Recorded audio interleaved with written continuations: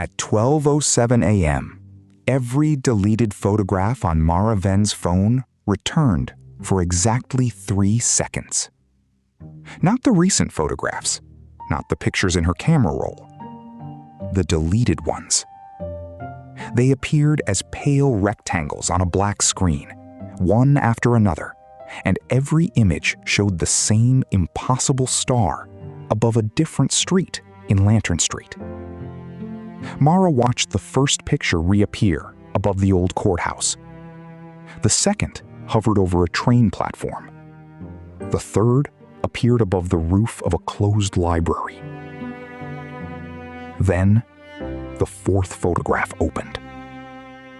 The star was directly above her own apartment window.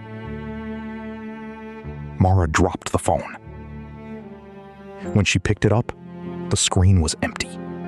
The deleted folder was empty too. No photographs, no warning, no explanation.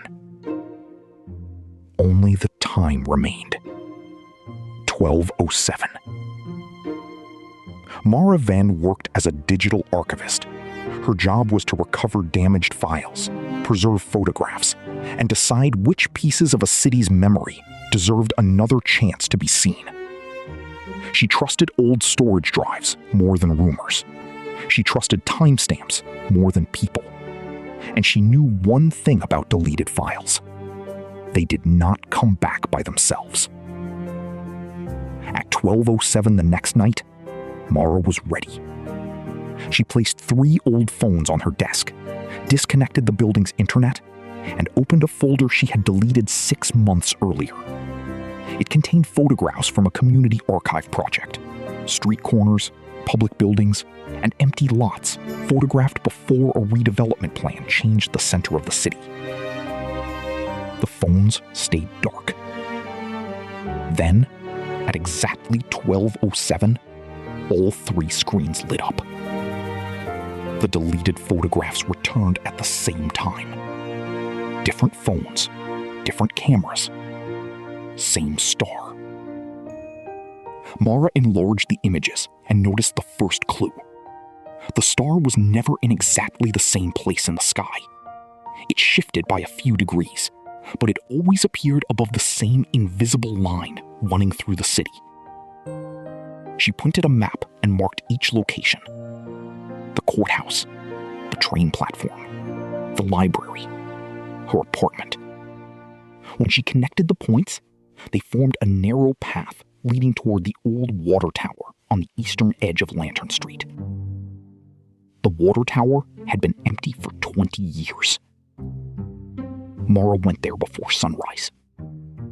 The streets were wet from a short rain, and the tower's metal legs threw long shadows across the pavement. There was no light above it, no radio equipment, no camera pointed at the sky. But on the concrete foundation, Mara found a small circle of blue paint. Inside the circle was a number, 07. She took a photograph. The star appeared in that photograph too. This time, it was not above the tower. It was reflected in the water pool at Mara's feet. She returned to the archive and searched the city's old engineering records. The water tower had once supported more than a tank. In the 1970s, it had carried a narrow beam of light across the rooftops during emergency drills. The project was called Skymarker. Mara found 3 pages about it. The rest of the file had been removed. Skymarker was designed during a period when Lantern Street experienced frequent electrical failures. If the main power grid went down, the city needed a way to show residents where the safe assembly points were. The solution was a synchronized optical marker, a bright point projected into the night sky from several rooftops at once. From the ground, it looked like a star. From the correct street, it pointed toward a safe route. The system was abandoned after a major blackout ended before the equipment could be completed. At least, that was what the official report said. Mara compared the report with her photographs. The star in the old pictures had the same angle as the sky marker beam. The timing was different, but the path was precise.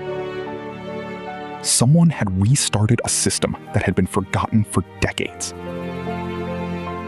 She found the name of the project's lead engineer at the bottom of the first page, Daniel Venn, her father. Mara had not seen her father since she was 11. He had left Lantern Street after her mother's death and never explained where he went. For years, Mara assumed he had chosen another life and had no reason to return.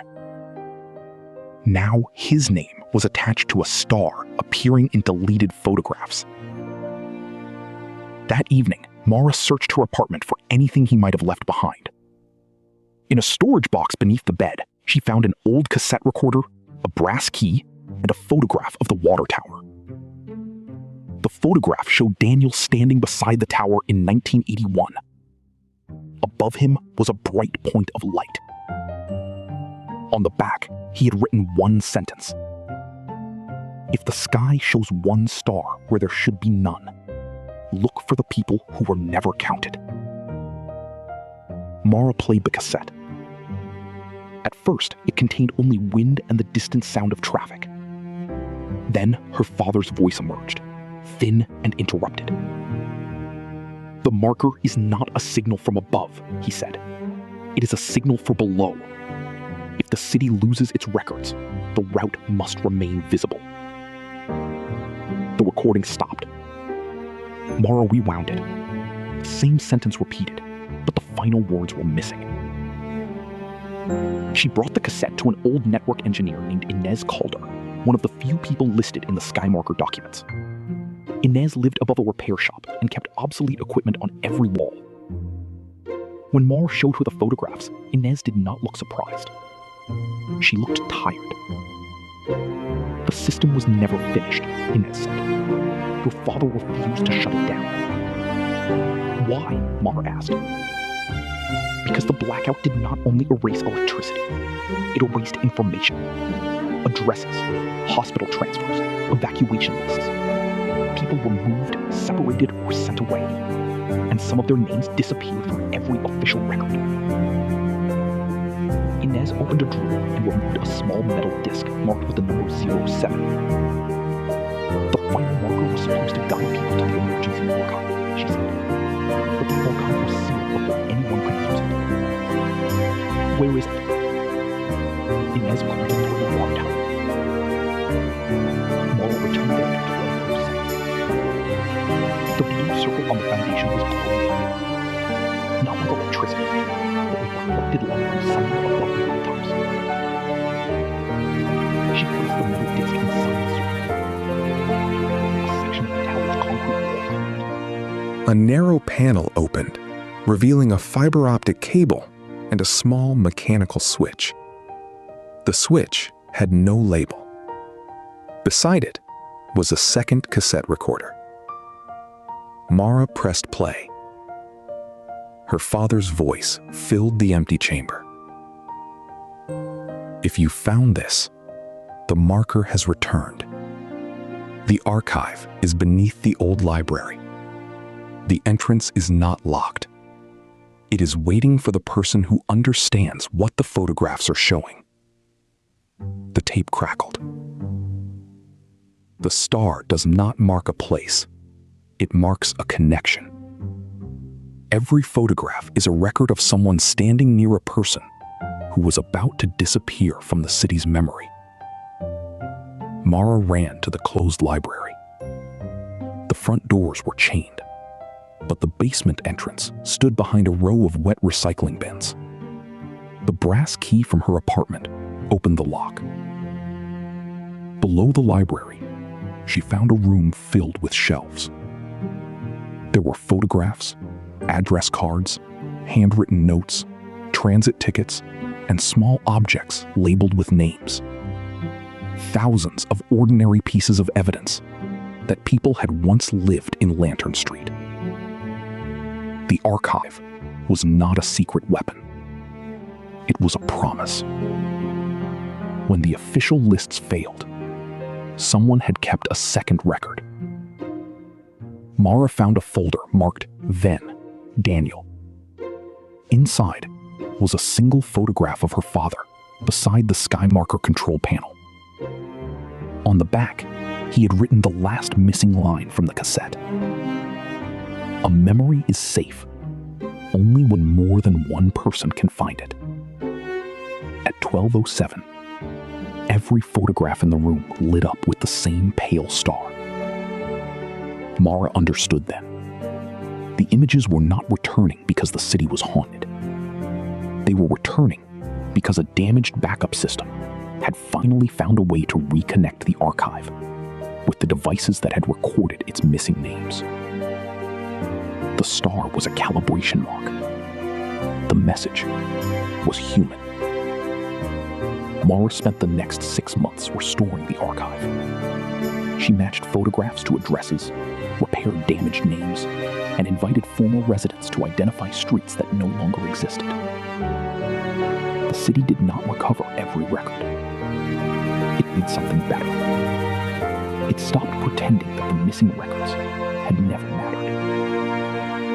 The old water tower was converted into a public memorial. At night, one small blue light appeared above it, not in the sky, but on the tower's highest rail. Visitors could stand beneath it and enter the archive's restored collection. Mara never found out exactly where her father had gone. But one photograph appeared in the archive on the first evening the memorial opened. It showed Daniel standing beside the tower, older than she remembered, looking directly at the camera. Above him was the same impossible star. This time, beneath the photograph, there was a new handwritten note. I knew you would look up. So if a deleted photograph ever returns to your phone at 12:07, do not ask only what the picture shows. Ask who was standing just outside the frame, and why the city needed a star to remember.